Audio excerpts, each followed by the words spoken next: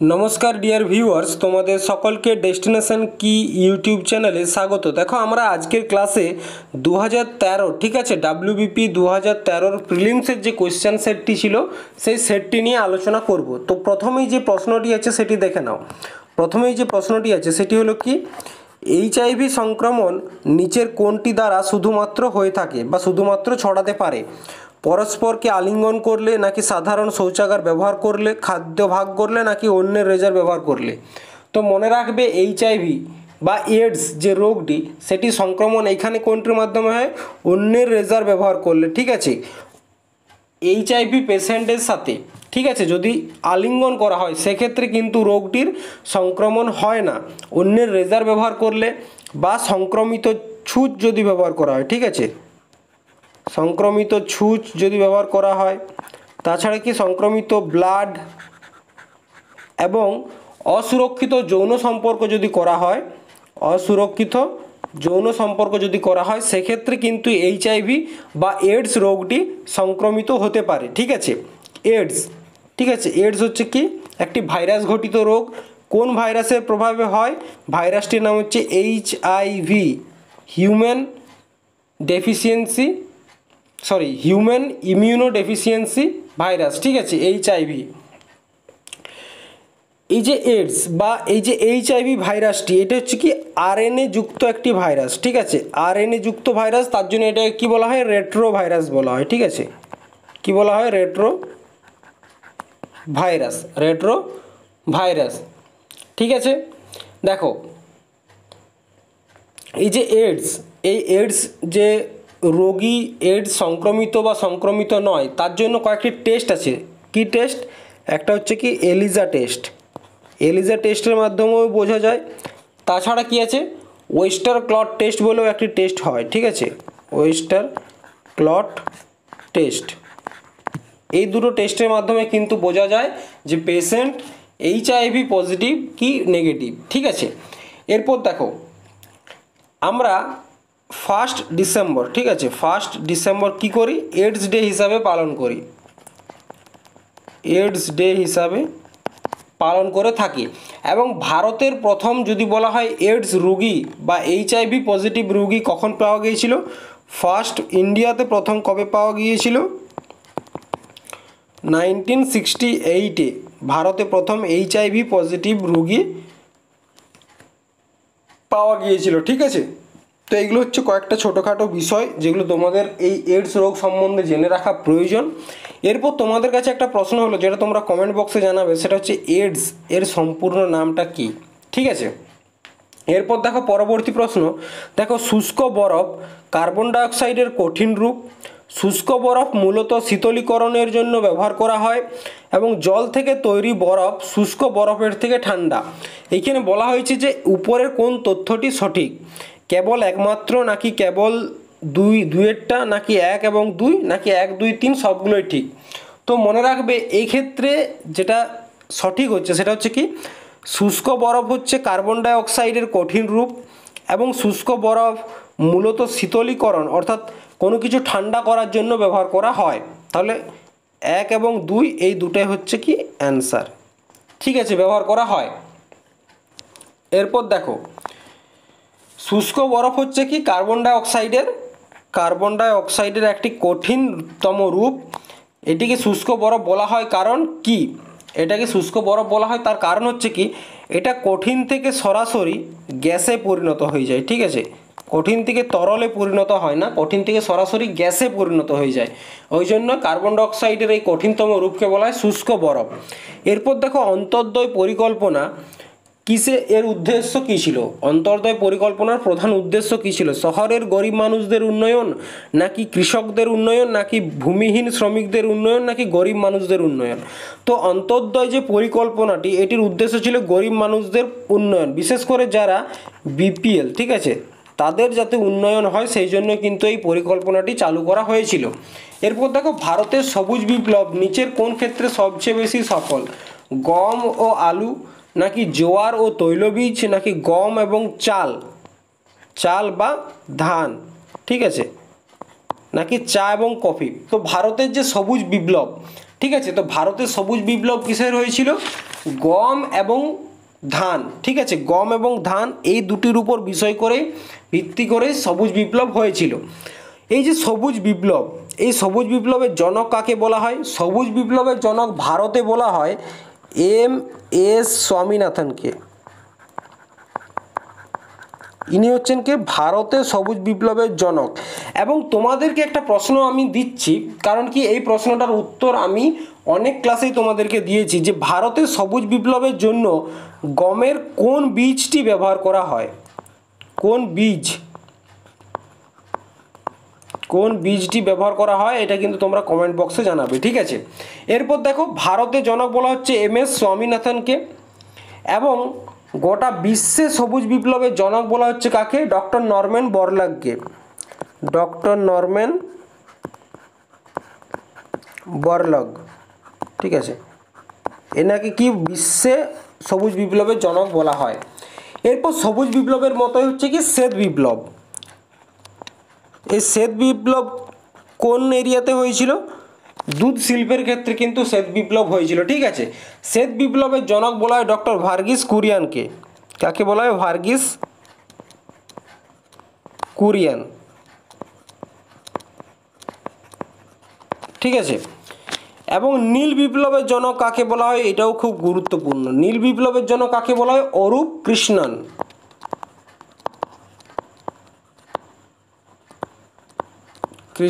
দেখো, তোমাদেরকে যে জিওগ্রাফির ক্লাসটি করিয়েছিলাম সেখানে কিন্তু এগুলো নিয়ে একদম বিস্তারিত আলোচনা করেছি। তো সেক্ষেত্রে যদি তোমাদের আরও ডিটেলসে প্রয়োজন, তাহলে অবশ্যই আমাদের যে প্লেলিস্ট আছে সেখানে গিয়ে আমাদের ভূগোলের ক্লাসগুলো করতে পারো, ঠিক আছে।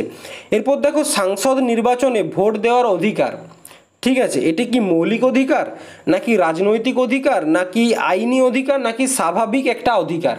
তো মনে রাখবে যে সংসদ নির্বাচনে যে ভোট দেওয়ার অধিকার, এটা হচ্ছে কি সাংবিধানিক অধিকারের আন্ডারে একটি রাজনৈতিক অধিকার, ঠিক আছে। এটা কিন্তু কোনো রকম মৌলিক অধিকার নয়, এটা হচ্ছে রাজনৈতিক অধিকার।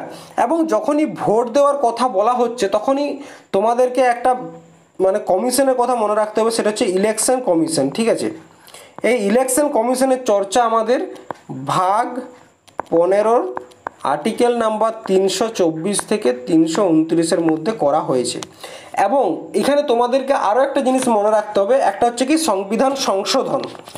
সংবিধান সংশোধন কি 61তম যে সংবিধান সংশোধন 1989, এই সংবিধান সংশোধনটি খুব গুরুত্বপূর্ণ। কারণ কি এই সংবিধান সংশোধনের মাধ্যমেই আমাদের যে ভোট দেওয়ার বয়স সেটা 21 বছর থেকে কমিয়ে 18 বছর করা হয়। এবং এই সংবিধান সংশোধনের মাধ্যমেই আমাদের যে ইলেকশন কমিশন আছে তার মেম্বার 3 জনকে করা হয়, একজন চিফ আর বাকি 2 জন আদার মেম্বার, ঠিক আছে। আগে কি ছিল? একজনই মেম্বার ছিল, তিনিই চিফ ইলেকশন কমিশনার ছিলেন, তিনিই মেম্বার ছিলেন। কিন্তু 61তম সংবিধান সংশোধনের মাধ্যমে কি করা হয়? 1+2 এই সিস্টেমটা নিয়ে আসা হয়, একজন চিফ ইলেকশন কমিশনার, বাকি 2 জন ইলেকশন কমিশনার, ঠিক আছে। এরপর দেখো ইলেকশন, তাহলে কি লোকসভা এবং রাজ্যসভা সংসদের কথা যেহেতু বলা হয়েছে সংসদ, তাহলে বিশেষ করে লোকসভার কথাই বলছি, কারণ কি লোকসভার ভোটটা আমরা সরাসরি দিয়ে থাকি, ঠিক আছে। তো লোকসভার চর্চা আমাদের সংবিধানের আর্টিকেল 81-তে আছে, এবং রাজ্যসভার চর্চা আমাদের সংবিধানের আর্টিকেল 80-তে আছে, ঠিক আছে, বোঝা গেছে। এরপর দেখো ফান্ডামেন্টাল আইন, এখানে কি বলা হয়েছে? ফান্ডামেন্টাল রাইট বা মৌলিক অধিকার। মৌলিক অধিকারের চর্চা কত নাম্বার আছে? ভাগ 3-এ আছে, আমাদের সংবিধানের ভাগ 3-এ আছে মৌলিক অধিকারের চর্চা, আর্টিকেল 12 থেকে 35-এর মধ্যে, ঠিক আছে, এটা মনে রাখো। এবং আইনি অধিকারের যদি তোমরা একটা এক্সাম্পল জানতে চাও, আইনি অধিকার, ঠিক আছে, আইনি অধিকার, তো দেখো আইনি অধিকারের একটা এক্সাম্পল হচ্ছে কি রাইট টু প্রপার্টি অ্যাক্ট। অর্থাৎ কি এই যে তোমার যে সম্পত্তিটা আছে এটা কি তোমার একটা আইনি অধিকার, এটা কিন্তু তোমার মৌলিক অধিকার নয়। সরকার যদি প্রয়োজন মনে করে তোমার কাছ থেকে তোমার জমি কিন্তু নিতে পারে। এবং এটির চর্চা আমাদের সংবিধানের আর্টিকেল 300 এতে করা হয়েছে, রাইট টু প্রপার্টি, ঠিক আছে, আগে আমাদের সম্পত্তির অধিকার মৌলিক অধিকার ছিল, কিন্তু সেক্ষেত্রে উন্নয়নের ক্ষেত্রে প্রচুর অসুবিধা হওয়ার কারণে সংবিধান সংশোধনের মাধ্যমে কি করা হয়, তাকে আর্টিকেল 300A যুক্ত করে দেওয়া হয়। এরপর দেখো পরবর্তী প্রশ্ন, যে নিচের কোনটি বিশ্ব উষ্ণায়ন এবং জলবায়ু পরিবর্তনের জন্য দায়ী নয়? একটা হচ্ছে সিএফসি নির্গমন, নাকি কার্বন ডাইঅক্সাইড নির্গমন, নাকি বৃক্ষরোপণ, নাকি মিথেন নির্গমন। তো মনে রাখবে যে বিশ্ব উষ্ণায়ন, গ্লোবাল ওয়ার্মিং, ঠিক আছে, গ্লোবাল ওয়ার্মিং, যার কারণে এখন আমাদের বর্তমান পরিস্থিতিতে বিশেষ করে আমাদের পশ্চিমবঙ্গ বা গোটা ভারতবর্ষের উপরেই যে তাপমাত্রার প্রবাহ দেখা যাচ্ছে, মানে 40 ডিগ্রির ওপরে প্রায় টেম্পারেচার থাকছে সবসময়, প্রায় 46-47 ডিগ্রি তো আমাদের পুরুলিয়া জেলাতে হয়ে যাচ্ছে। তো সেক্ষেত্রে এই যে গ্লোবাল ওয়ার্মিংয়ের মেন রিজন হচ্ছে কি, সিএফসি গ্যাস নির্গমন এবং তার সাথে প্রচুর পরিমাণে গাছ কাটা। তো এই ক্ষেত্রে যেটা বলা হয়েছে দায়ী নয়, সেটা হচ্ছে কি বৃক্ষরোপণ। আমাদেরকে যদি এই পরিস্থিতি থেকে বাঁচতে হয় তাহলে কি করতে হবে, প্রচুর পরিমাণে গাছ লাগাতে হবে, ঠিক আছে। এবং এই গাছ লাগানোটা শুধুমাত্র গ্রামের মানুষের দায়িত্ব নয়, কারণ কি এখনও যদি আমরা গ্রামের দিকে যাই সেখানে কিন্তু গাছ দেখতে পাওয়া যায়, কিন্তু শহরে কি হচ্ছে, গাছ কেটে বিল্ডিং তৈরি হচ্ছে কিন্তু তার পরিবর্তে কোনো গাছ লাগানো হচ্ছে না, ঠিক আছে। এরপর দেখো 1930 সালে মহাত্মা গান্ধী আইন অমান্য আন্দোলন শুরু করেন। কোথার থেকে শুরু করেন, সেবাগ্রাম, নাকি ডান্ডিতে, নাকি সবরমতী, নাকি ওয়ার্দা?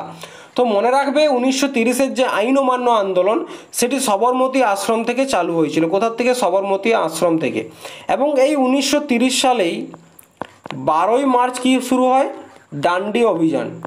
কি শুরু হয়, ডান্ডি অভিযান, ঠিক আছে।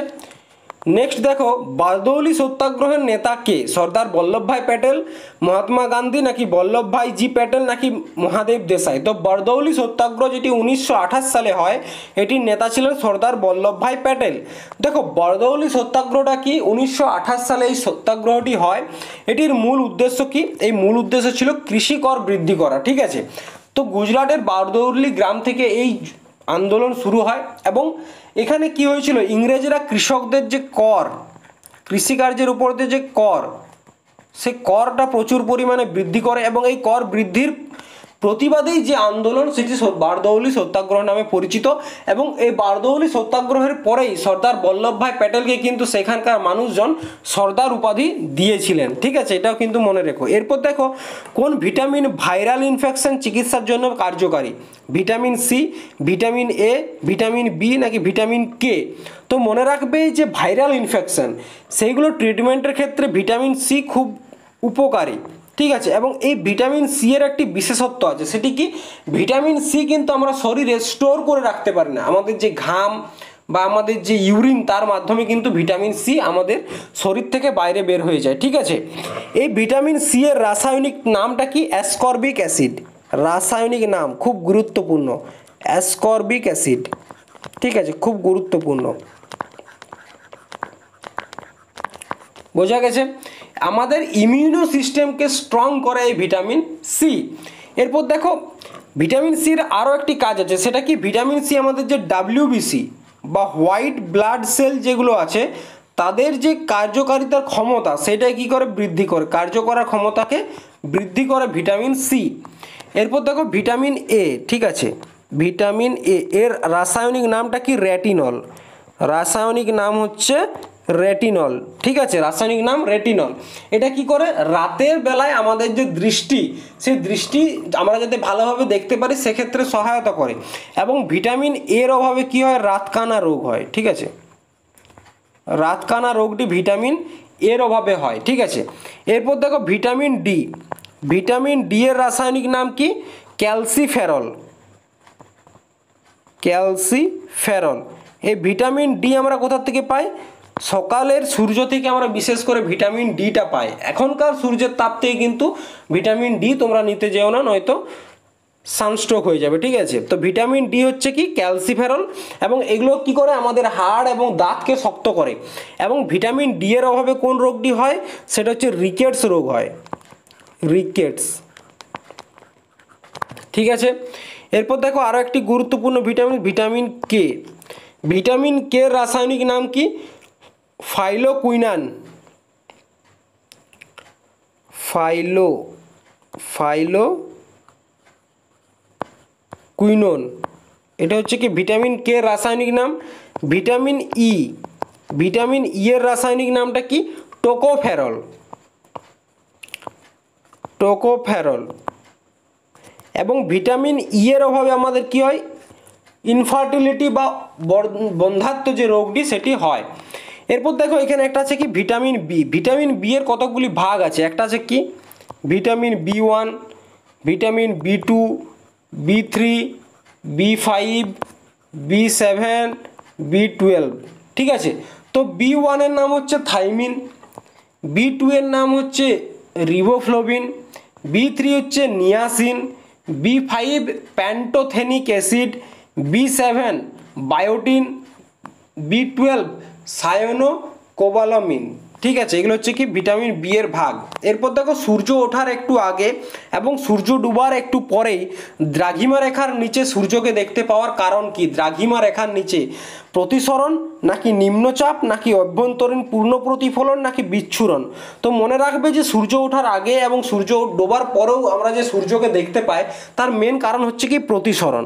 প্রতিসরণের কারণটা কি? দেখো প্রতিসরণ হচ্ছে কি কোনো একটা মাধ্যম দিয়ে যখন সূর্য যায় বা আলো যখন কোনো একটা মাধ্যম দিয়ে যায় সে কি করে?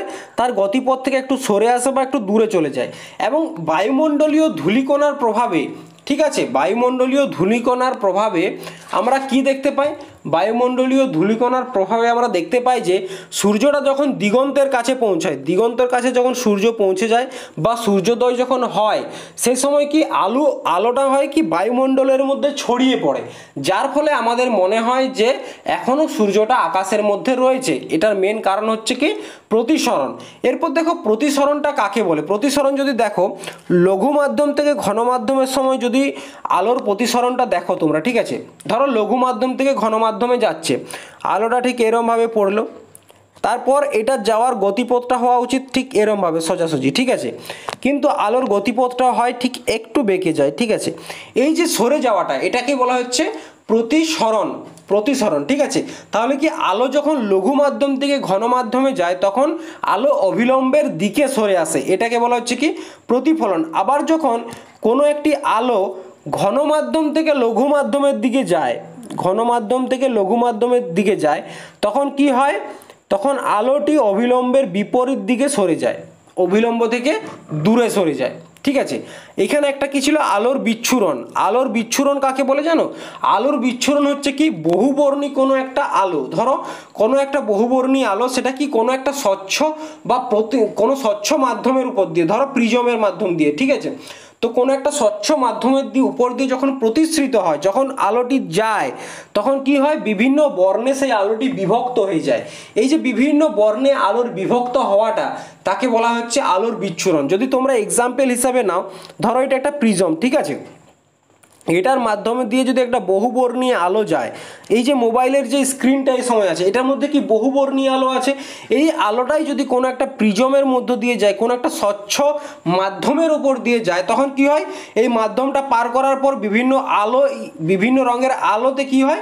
এই আলোটা বিভক্ত হয়ে যায়। এই যে আলোটা বিভিন্ন কালারে বিভক্ত হয়ে গেল, এই প্রসেসটাকে বলা হচ্ছে আলোর বিচ্ছুরণ। ঠিক আছে, বোঝা গেছে? এরপর দেখো নিচের তালিকা থেকে সঠিক উত্তরটি নির্বাচন করুন।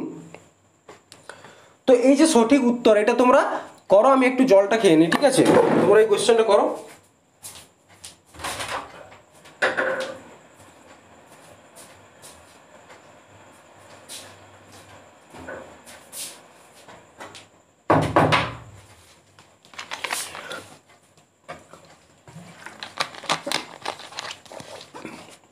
একে প্রচণ্ড গরম, তার মধ্যে এখন ক্লাস রেকর্ড করার জন্য ফ্যানটা বন্ধ করতে হয়েছে, তার জন্য একটু তোমাদের ডিস্টার্ব হলো, ঠিক আছে, সরি তার জন্য।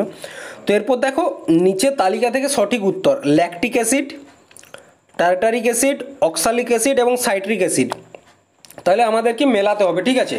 তো মনে রাখবে যেখানেই ল্যাকটিক কথাটা পাবে, এই ল্যাকটিকটা সবসময় দুধের সাথে যুক্ত।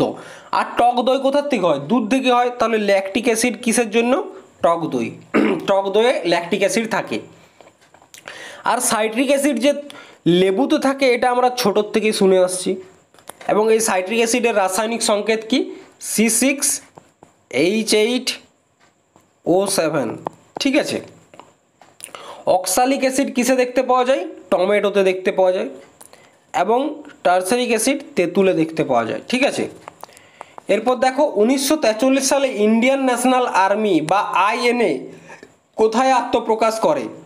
জাপান, বর্মা, সিঙ্গাপুর নাকি মালয়েশিয়া? তো মনে রাখবে 1943 সালে 1943 সালে ইন্ডিয়ান ন্যাশনাল আর্মি কি করে? সিঙ্গাপুরে আত্মপ্রকাশ করেন। ঠিক আছে, 1942 সালে যখন এই আইএনএ স্থাপন করেন কে? ক্যাপ্টেন মোহন সিং। কে করেন? ক্যাপ্টেন মোহন সিং। তারপর পরবর্তী ক্ষেত্রে 1943 সালে এটির দায়িত্ব কে নেন? সুভাষচন্দ্র বোস। এই আইএনএতে কারা কাজ করতো জানো? আইএনএতে হচ্ছে ব্রিটিশ সেনাবাহিনীর যারা ভারতীয়, অর্থাৎ ভারতীয়রা কি করতো? ব্রিটিশ সেনাবাহিনীতে কাজ করতো, এবং তারা যখন কি হয়, তারা একটা সময় কি সিঙ্গাপুরে এসে কি হয়, জাপানি যে সৈন্য তাদের দ্বারা বন্দী হয়েছিল, এবং সেই বন্দী সৈনিকদের নিয়েই ক্যাপ্টেন মোহন সিং এবং পরবর্তী ক্ষেত্রে সুভাষচন্দ্র বোস আইএনএ গঠন করেছিল। এই আইএনএ কিন্তু একাই ভারতের স্বাধীনতা এনে দিতে পারতো যদি সেই সময়কার যে রাজনৈতিক বিশেষজ্ঞরা ছিল বা রাজনৈতিক নেতারা ছিল তারা যদি সুভাষচন্দ্র বসুকে সাহায্য করতো। তো এরপর দেখো এই যে ইন্ডিয়ান যে ন্যাশনাল আর্মি বা আইএনএ, ঠিক আছে, এই আইএনএর যে মূল মন্ত্র সেটা কি ছিল? মূল মন্ত্রটা ছিল ঐক্য, বিশ্বাস এবং ত্যাগ। এটা ছিল কি তাদের মূল মন্ত্র, ঐক্য, বিশ্বাস এবং ত্যাগ। ঠিক আছে, এরপর দেখো নিচের কোন পদার্থটি জলে দিলে তাপ উৎপন্ন করে? কোন পদার্থটি জলে দিলে তাপ উৎপন্ন করে? গ্লুকোজ, ফ্রুক্টোজ, কলিচুন নাকি লবণ? তো দেখো গ্লুকোজ, ফ্রুক্টোজ এগুলো কি? এগুলো এক ধরনের সুগার। ঠিক আছে, নিচের কোন পদার্থটি তাহলে তাপ উৎপন্ন করবে? কে? কলিচুন। কলিচুনটা তোমরা আশা করি এটা নিয়ে জানো। কলিচুনটা কি আমরা ঘরে যে রং করার সময় ব্যবহার করে থাকি। ঠিক আছে, এই কলিচুনের রাসায়নিক সংকেতটা হচ্ছে CaOH2। ঠিক আছে, তো দেখো এটা কিভাবে হয়? কলিচুন তৈরি করতে গেলে কি করতে হয়? প্রথমে পাথুরে চুনের সাথে কি করতে হয়? জল মেশালে কি হয়? কলিচুন তৈরি হয়। তার সাথে প্রচুর পরিমাণে তাপ, অর্থাৎ কি পাথুরে চুনের রাসায়নিক সংকেত হচ্ছে CaO, তার সাথে জল H2O যদি আমরা যোগ করি তার ফলে কি তৈরি হয়? তার ফলে কলিচুন CaOH2 প্লাস টেম্পারেচার তৈরি হয়। ঠিক আছে, এটা হচ্ছে কি কেমিক্যাল যে রিঅ্যাকশানটা। এরপর দেখো রাজ্যসভার সদস্যগণকে নির্বাচন করেন কে? জনগণ, লোকসভা নাকি বিধানসভা নির্বাচন সদস্যগণ নাকি বিধান পরিষদের নির্বাচিত সদস্যগণ? তো দেখো আমাদের যে রাজ্যসভা, ঠিক আছে, রাজ্যসভার মেম্বারদেরকে আমরা যারা যে ভোটটা হয় সেটা কিন্তু ইনডাইরেক্ট, আর ইনডাইরেক্ট ভোটে কিন্তু আমরা অর্থাৎ জনগণরা কিন্তু পার্টিসিপেট করি না। এবং এই রাজ্যসভার চর্চা আমি তো আগেই বললাম আমাদের সংবিধানের আর্টিকেল 80-তে করা হয়েছে। ঠিক আছে, এখানে কারা ভোট করে? বিধানসভার যে নির্বাচিত সদস্য, অর্থাৎ আমরা যাদেরকে এমএলএ হিসাবে পাঠাচ্ছি, আমরা এমএলএদেরকে ভোট দিচ্ছি এবং এমএলএরা নির্ধারণ করছে যে রাজ্যসভায় কারা যাবে কারা যাবে না। ঠিক আছে, এরপর দেখো 3 এপ্রিল, ডেটটা মনে রাখবে, 3 এপ্রিল 1952 এই দিনে প্রথম রাজ্যসভার বৈঠক হয়। তখন এই রাজ্যসভার নাম ছিল কাউন্সিল অফ স্টেট। কি নাম ছিল? Council of state. এটা কি ছিল? রাজ্যসভার প্রথম বৈঠক। এবং পরবর্তী ক্ষেত্রে 3 আগস্ট 1954 সালে এটির নাম পরিবর্তন করে কি হয়? রাজ্যসভা করা হয়। ঠিক আছে, এরপর দেখো রাজ্যপালকে শপথ গ্রহণ করান কে? অর্থাৎ গভর্নরকে শপথ গ্রহণ কে করান? ভারতের প্রধান বিচারপতি, ভারতের রাষ্ট্রপতি, হাইকোর্টের প্রধান বিচারপতি নাকি বিধানসভার অধ্যক্ষ বা অধ্যক্ষ, মানে যে স্পিকার থাকে। ঠিক আছে, তো রাজ্যপালের যিনি শপথ গ্রহণ করান তিনি হচ্ছেন কি? যে রাজ্যে তিনি রাজ্যপাল হন সেই রাজ্যের যে হাইকোর্ট, সেই হাইকোর্টের প্রধান বিচারপতি যিনি থাকেন তিনি কিন্তু তার শপথ গ্রহণ করান। এবং সংবিধানের, ঠিক আছে, আর্টিকেল 153 153 থেকে আর্টিকেল 159-এর মধ্যে কি আমাদের যে গভর্নর বা রাজ্যপালের চর্চা করা হয়েছে, এবং আর্টিকেল 159-এ গভর্নরের শপথ গ্রহণের যে প্রসেস সেটি নিয়ে কিন্তু আলোচনা করা হয়েছে। এবং আমাদের যে প্রেসিডেন্ট বা রাষ্ট্রপতি তার চর্চা আমাদের সংবিধানের আর্টিকেল 52 থেকে 61-র মধ্যে করা হয়েছে, এটিও কিন্তু মনে রেখো। এরপর দেখো ভারত এবং শ্রীলঙ্কার মধ্যে কোন প্রণালী অবস্থিত? বেরিং প্রণালী, হরমুজ প্রণালী, পক প্রণালী নাকি মালাক্কা প্রণালী? তো দেখো ভারত এবং শ্রীলঙ্কা, প্রথমে ম্যাপটা দেখো, ঠিক আছে?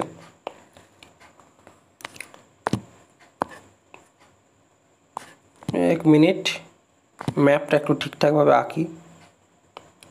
ভারতের ম্যাপ যেহেতু আঁকছি সেক্ষেত্রে অবশ্যই একটু তো অবশ্যই ভালোভাবে যতটা সম্ভব চেষ্টা।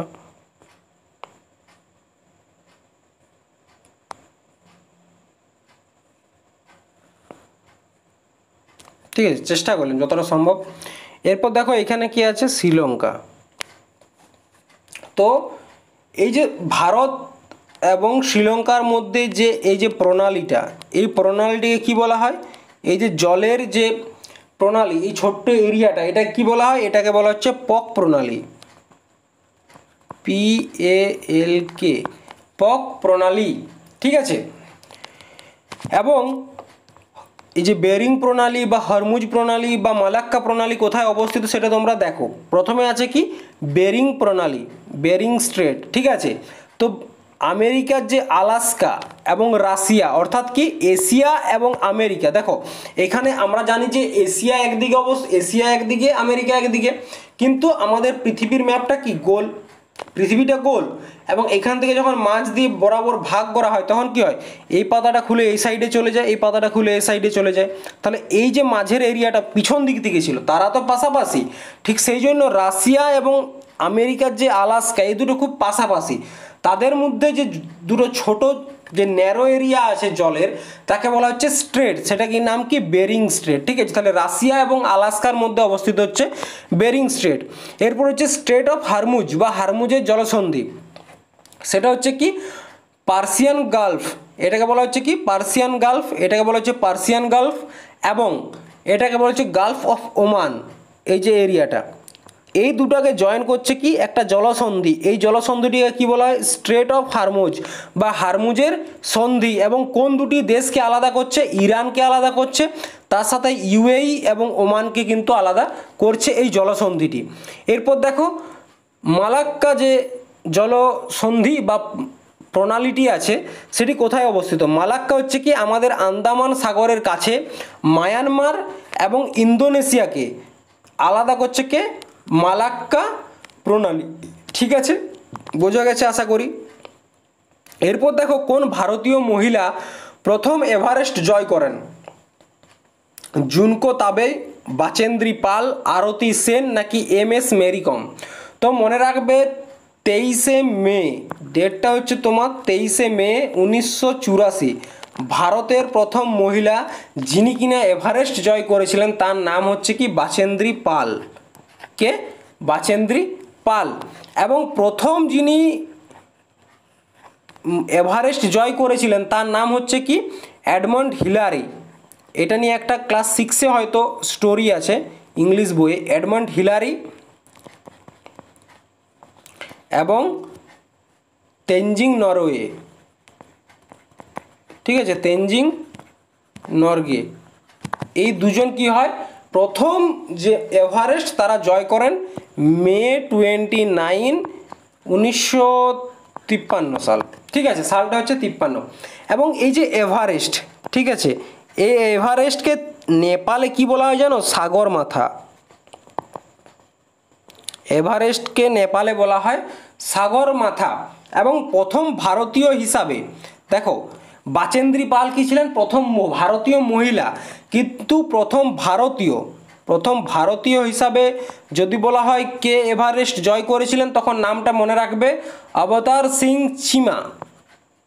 ঠিক আছে, অবতার সিং চিমা, ইনি কিন্তু প্রথম ভারতীয় হিসাবে এভারেস্ট জয় করেছিলেন। এরপর দেখো পরবর্তী প্রশ্ন, ম্যানোমিটার যন্ত্রের দ্বারা কিসের চাপ পরিমাপ করা হয়? ম্যানোমিটার জলের, তরলের, গ্যাসের নাকি বায়ুমণ্ডলের? তো মনে রাখবে যে ম্যানোমিটার এই যন্ত্রের সাহায্যে গ্যাসের চাপ কিন্তু নির্ধারণ করা হয়।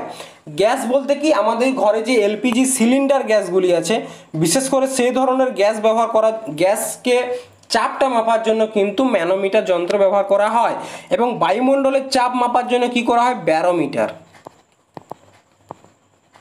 ব্যারোমিটার ব্যবহার করা হয়। এরপর দেখো কাজিরাঙ্গা জাতীয় পার্ক কোথায় অবস্থিত? কাজিরাঙ্গা ন্যাশনাল পার্ক হিমাচল প্রদেশ, উত্তরপ্রদেশ, কর্ণাটক নাকি আসাম? তো কাজিরাঙ্গা ন্যাশনাল পার্ক কোথায় অবস্থিত? আসামে অবস্থিত। ঠিক আছে, এটা কিসের জন্য বিখ্যাত? এক শৃঙ্গ গন্ডার। কিসের জন্য? এক শৃঙ্গ গন্ডারের জন্য বিখ্যাত হচ্ছে কি কাজিরাঙ্গা ন্যাশনাল পার্ক। ঠিক আছে, এবং এই পার্কটি 1985 সালে ইউনেস্কোর ওয়ার্ল্ড হেরিটেজ সাইটে কিন্তু যুক্ত হয়। কোনটি? Kaziranga national park. কবে? 1985 সালে যুক্ত হয়। এরপর দেখো আসামের আরও কিছু গুরুত্বপূর্ণ ন্যাশনাল পার্ক আছে যেগুলো আমাদের জেনে রাখা প্রয়োজন, বিশেষ করে এক্সামের দিকে নজর রেখে। একটা হচ্ছে কি মানস ন্যাশনাল পার্ক, আমি ন্যাশনাল পার্কটা লিখছি না, মানস ন্যাশনাল পার্ক। তাছাড়া কি রাজীব গান্ধী ওরাং ন্যাশনাল পার্ক,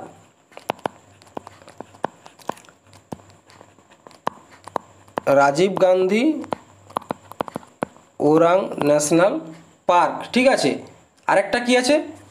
দিহিং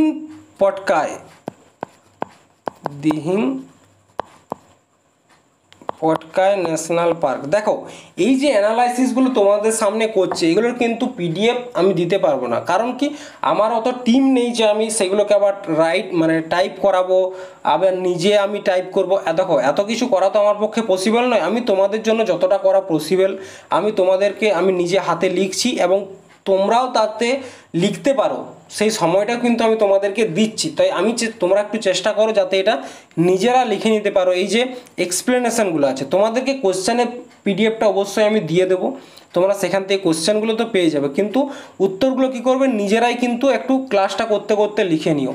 আমার পক্ষে এই মুহূর্তে কিন্তু এগুলোকে টাইপ করে দেওয়াটা পসিবল হচ্ছে না। যখন পসিবল হবে আমি অবশ্যই তোমাদেরকে দেবো, কারণ কি এখন আমার চ্যানেলের সাবস্ক্রাইবার কত? 225 জন আছে। এখান থেকে তো কোনো রকম টিম তৈরি করা পসিবল না। আমি যা করছি সব আমি একাই।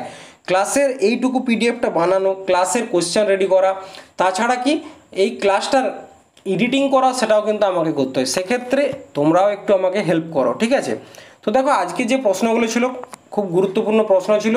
2013 সেটটাও তোমাদেরকে করিয়ে দিলাম। এর আগেও অনেকগুলো যে প্রিভিয়াস ইয়ার সেট আছে সেগুলো তোমাদেরকে অলরেডি করিয়েছি, যেগুলো তোমরা প্লেলিস্টে গিয়ে পাবে। ঠিক আছে, তো ক্লাসটা আশা করি তোমরা সবাই মন দিয়ে দেখেছো। যদি এত দূর পর্যন্ত ক্লাসটা দেখেছো, কোশ্চেনের পিডিএফটা তোমরা আমাদের টেলিগ্রাম চ্যানেল এবং হোয়াটসঅ্যাপ গ্রুপে পেয়ে যাবে। আর যদি ক্লাসটা তোমাদের ভালো লাগছে, যদি মনে হচ্ছে যে আমি আমার যথেষ্ট একটা চেষ্টার মাধ্যমে তোমাদেরকে একটা ভালো কন্টেন্ট দিচ্ছি, তাহলে অবশ্যই তোমার বন্ধুদের সাথে এই ক্লাসটিকে শেয়ার করো, এবং তোমাদের যে প্রশ্নগুলো আমি তোমাদেরকে দিলাম সেগুলো কমেন্ট বক্সে উত্তর দাও, এবং কেমন লাগছে সেটা কমেন্ট বক্সে আমাকে জানাও। ঠিক আছে, তোমাদের ফিডব্যাকটা আমার জন্য খুবই গুরুত্বপূর্ণ।